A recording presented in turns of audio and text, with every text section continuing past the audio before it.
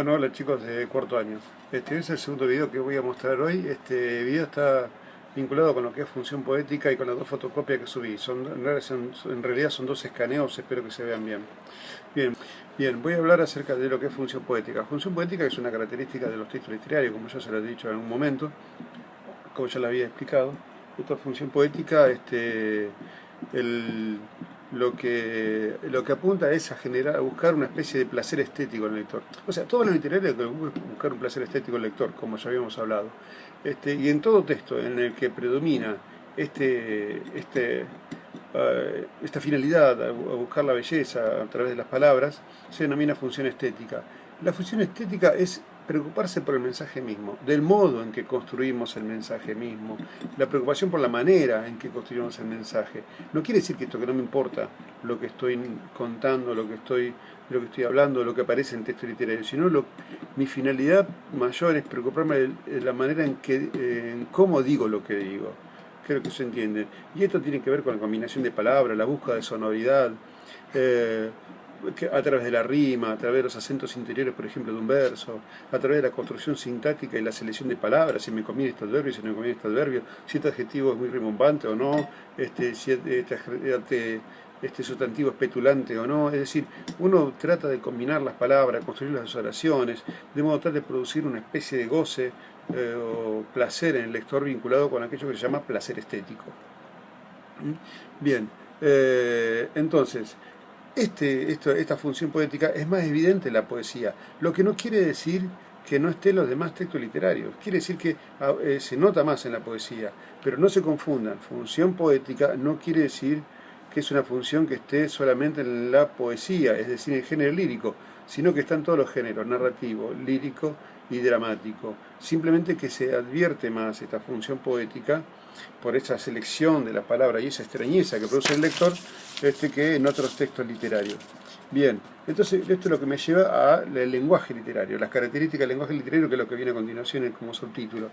Vamos a ver todos menos el 3. El 3 no lo vamos a ver porque es un poquito complicado, tendría que estar en el aula para explicarlo, pero vamos a dejarlo de lado, vamos a concentrarnos en los otros que son más fáciles de entender para ustedes, y el tercero no le voy a dar entidad a ese siguiente punto, digamos, de las características del lenguaje literario.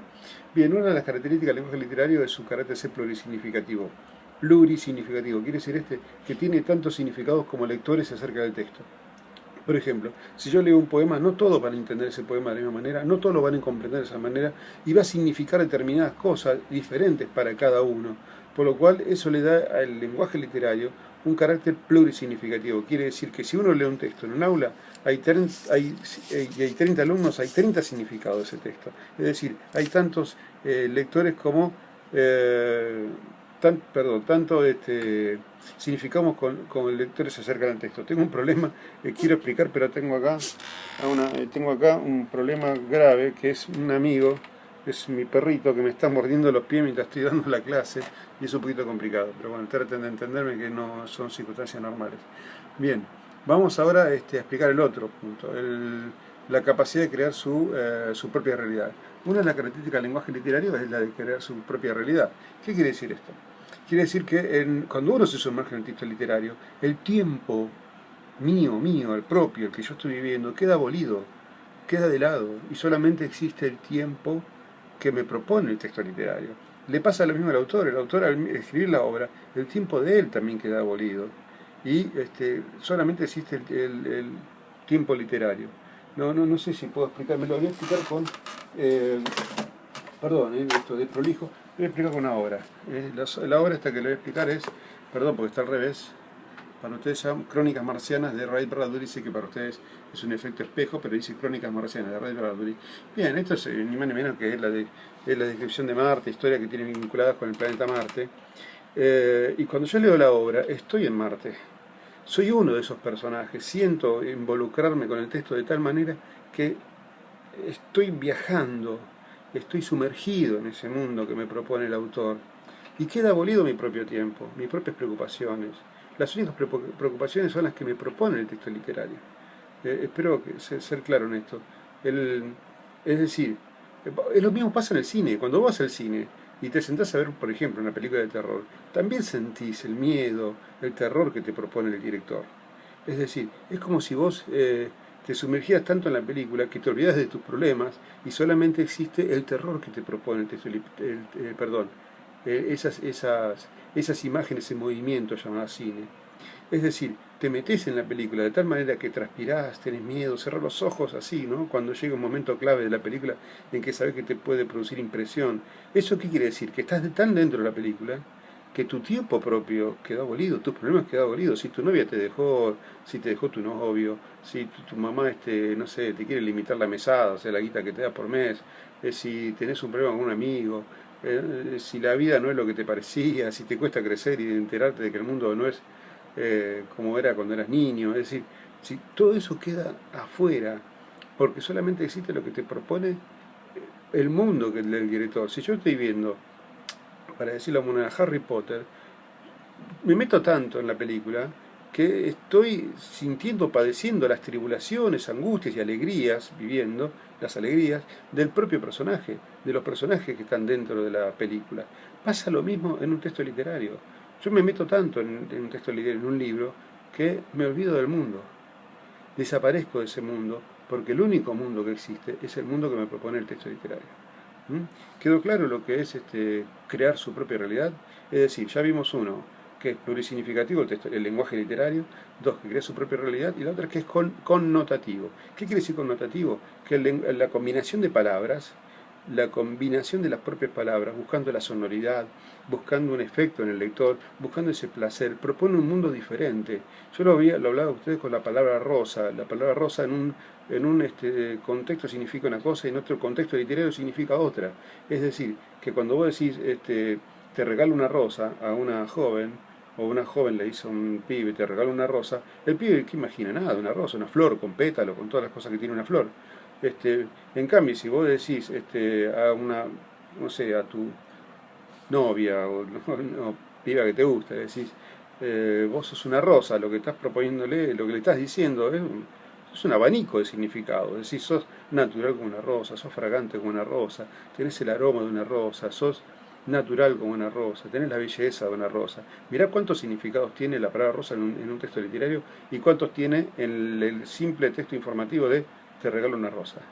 Es decir, en la función poética, la función poética hace que esto que se llama función connotativa del texto literario, abre un mundo de sugerencias al lector, un mundo de significados, gracias a la combinación de esas palabras.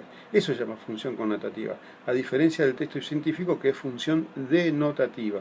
El texto científico necesita precisión en la palabra, exactitud, por lo cual yo no puedo utilizar la palabra de un modo metafórico, por ejemplo, en un texto científico, porque lo que esperan es exactitud. Imagínate explicar el teorema de Tales mediante el uso connotativo del lenguaje. No, tiene que ser denotativo, exacto, preciso.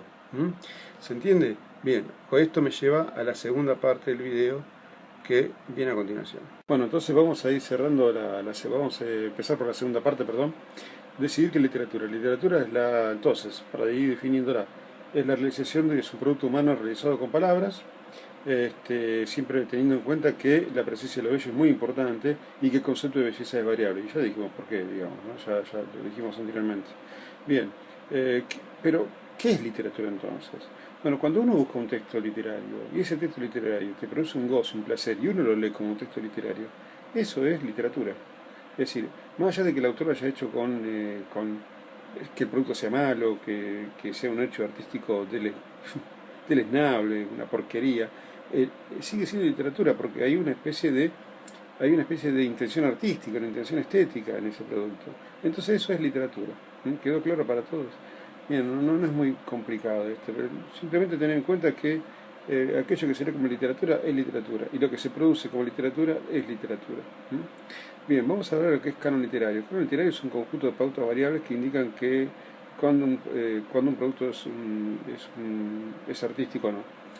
Pero nosotros vamos a ver al canon como una lista o catálogo donde se incluyen las mejores obras literarias, o sea, los mejores productos artísticos de un periodo determinado, en el cual podríamos poner el Quijote de la Mancha, podríamos poner Los Miserables de Víctor Hugo, podríamos poner a Otelo, podríamos poner a Romeo y Julieta, podría poner La Montaña Mágica de Thomas Mann, podemos poner Crónicas Marcianas de Ray Bradbury, El Hombre Ilustrado de Ray Bradbury, podemos poner It de Stephen King, según si te gusta o no te gusta Stephen King.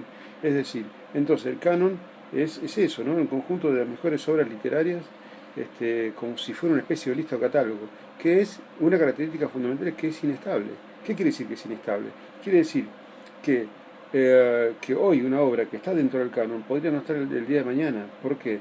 Porque lo que se considera hoy artístico o estético puede variar con el paso de los años, con el paso de las décadas, con el paso de las centurias. Entonces, ¿por qué puede variar, profe? Y bueno, pues si dijimos que la literatura es la realización de lo bello mediante palabras, y dijimos que el concepto de belleza es variable, va a ser variable entonces el concepto de literatura, por lo cual también es variable el concepto, por lo cual también es variable el canon, porque incluye obras literarias. Dentro de la definición de literatura está íncita la definición está íncita a lo que es belleza, por lo cual el concepto de belleza, por lo cual si el concepto de belleza es variable, también va a ser variable lo que es literatura. Bien, usted tiene una guía ahí para realizar. Hagan la guía que yo puse en Facebook, no hagan la guía que está ahí en el cuadernillo, que no se ve por otra parte. Esa guía que está ahí más, la que puse que es un poco más, más completa, digo, para decirlo de alguna manera. No me manden las actividades porque las actividades no las voy a corregir, simplemente es para ir entendiendo el tema, digamos, ¿no? Cuando esto, ya la semana que viene, supuestamente, si esto continúa, sí voy a mandar una actividad práctica que va a llevar nota. Lo voy a dividir los cursos voy a dividir en tema 1, tema 2, bueno, ya veremos. Bien, muy bien. Si queda alguna pregunta, me tienen por Facebook, alguna duda, también me pueden preguntar por Facebook. Los temas no son para nada complicados, sin embargo, seguramente a alguno le quedará alguna duda.